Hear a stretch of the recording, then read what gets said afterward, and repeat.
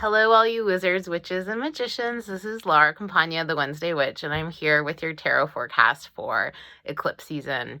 We have the Gemini Full Moon lunar eclipse happening in the early morning, around 4:30 p.m. on the a.m. on the East Coast of Monday, November 30th, but we'll be feeling it tonight, Sunday evening. November 29th. So this moon is happening really close to where Venus stationed direct from her retrograde in Gemini and on June 25th. So that was at the 5th degree. This is at the 8th degree of Gemini. So we can imagine there will be a carrying forward of themes that were explored during the Venus retrograde.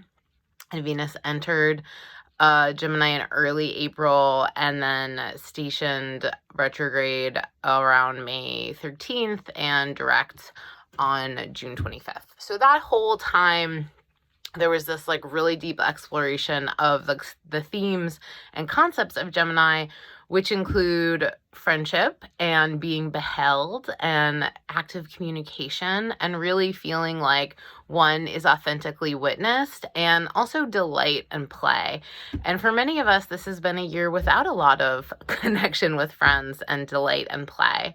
And so part of what was unearthed during that Venus retrograde is what we need in order to feel satisfied in that area of life. And Gemini knows it's the little things that add up to the big picture. It's the small details that when we zoom out allow us to behold the sacred geometry and glorious divine design. So part of what is happening, this is the first eclipse in Gemini along the Sagittarius Gemini eclipse axis that began when the nodes entered Gemini and Sag in early May, but we had an eclipse in Sagittarius on June 5th, but we haven't had one in Gemini. So this is a big deal. It's exciting.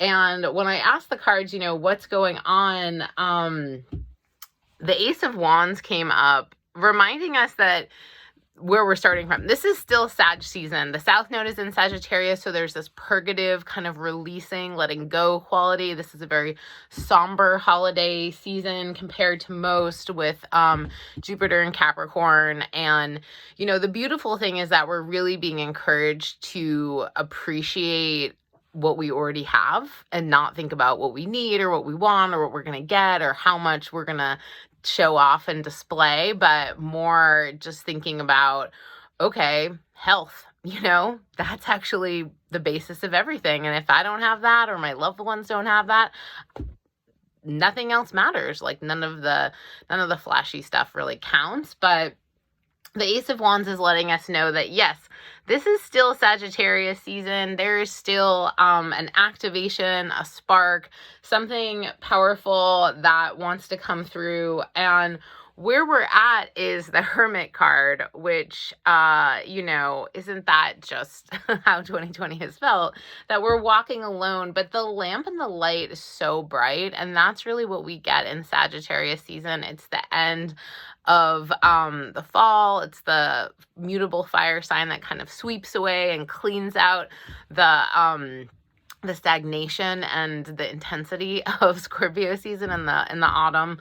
But the lamp of divinity that shines within each of us has really grown stronger for all the trials that we've been through this year. And our challenge is the 10 of Cups, which, emotional satisfaction is possible if we want what we have and we appreciate what we've got. And that does not mean that we have to be satisfied with how things are, or that there's nothing else to strive for or work for. Certainly not on a collective level.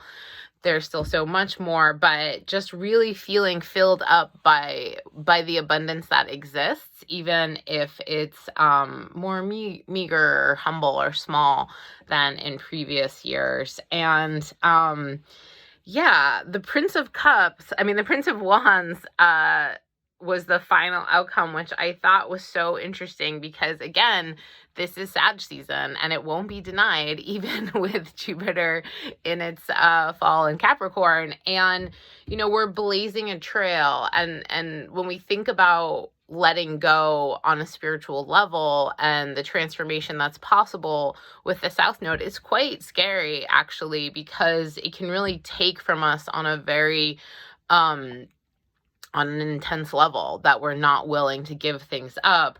But sometimes when we meet obstacles, when we confront situations that really strip us down, that's actually what allows us to move forward with this kind of brave and bold fire energy that Sag is so well known for. And I chose a few bonus cards because this is such a big deal. This is such an intense time with Saturn and then Jupiter moving into Aquarius and having their grand conjunction. And, you know, the information I got is that what we've been doing in Capricorn, where, you know, we had previously been experiencing the South Node, and with Saturn and Pluto and the conjunctions, and then Jupiter, Pluto conjunctions this year, we have been building, this is the Four of Discs, you know, we have been creating a more firm foundation than existed before, and this is going to allow us to really build something up from the ground with integrity that wouldn't have been as stable, wouldn't have been as long lasting. And the Ace of Discs is present. So in some ways it feels like a great relief to be moving away from all of this heavy earth that we've been experiencing over the last 3 years with Saturn and Capricorn. But actually the removal of this heavy pressure of Saturn is really going to allow us to, that's when all of the seeds that we've planted will begin to take root, when there's this lightness. And, you know, the final bonus card is the art card. And what can you, further refinement is necessary in order to create the magical life that you're seeking. So what can you allow to pass out gracefully? What can you willingly seek to eliminate? And then what can you add in? You know, and maybe what you're adding in isn't anything that you need to buy, and it's not anything that you need someone else to acquire, but it's really just letting in more of what already exists in a way that will ultimately lead to a new combination and balance, and that transformation that I think we're all really seeking in this moment at the end of what's been surely a challenging year.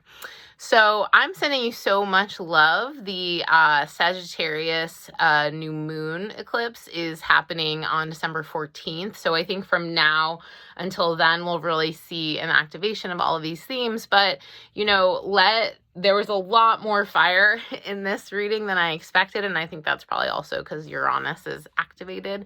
But yeah, let your spirit shine, you know, let it dance, and find that joy and that pleasure, and that seek out your friends, seek out your neighbors, have conversations, do things that don't cost anything, and create that feeling of being connected, even when we can't all gather the way that we're used to.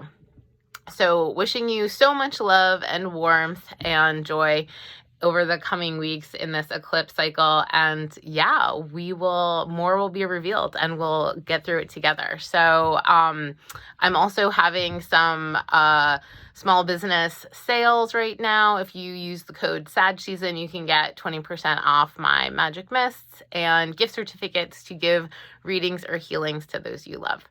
And I look forward to seeing you all soon.